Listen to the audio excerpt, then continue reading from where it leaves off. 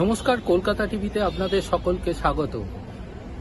কলেজের শিক্ষক এবং অশিক্ষক কর্মীদের মহার্ঘ ভাতা নিয়ে কলকাতা হাইকোর্টে মামলায় রাজ্যের অবস্থান জানতে চাইল কলকাতা হাইকোর্ট। বিচারপতি অমৃতা সিনহা রাজ্যের অর্থ দপ্তরের কাছ থেকে কেন সবুজ সংকেত পাওয়া যাবে না, এতে রাজ্যের কি অবস্থান তা জানতে চাইলেন। মূলত রাজ্য সরকারের মহার্ঘ ভাতাকে বিশেষভাবে চ্যালেঞ্জ জানিয়ে কলকাতা হাইকোর্টে কলেজের সমস্ত শিক্ষক এবং অশিক্ষক কর্মীরা তারা মামলা দায়ের করে। তাদের দাবি তারাও কিন্তু এই মহার্ঘ ভাতা পাওয়ার জন্য যোগ্যতা অর্জনকারী।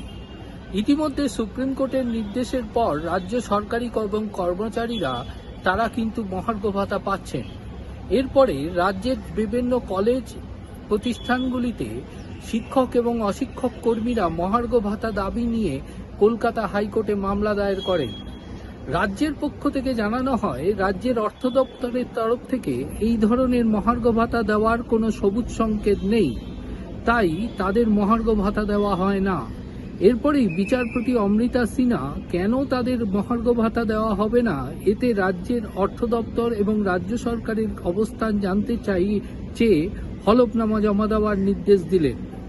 প্রসঙ্গত, এর আগে রাজ্যের যে সমস্ত অ্যাডেড যে সমস্ত বিদ্যালয়গুলি রয়েছে, অর্থাৎ রাজ্য সরকারের গ্রান্টেড যে সমস্ত বিদ্যালয় রয়েছে, সেই সমস্ত বিদ্যালয়ের শিক্ষক এবং অশিক্ষক কর্মীরাও এই মহার্ঘ ভাতার দাবি নিয়ে মামলা দায়ের করেছেন, যে মামলা এখনো পর্যন্ত বিচারাধীন রয়েছে।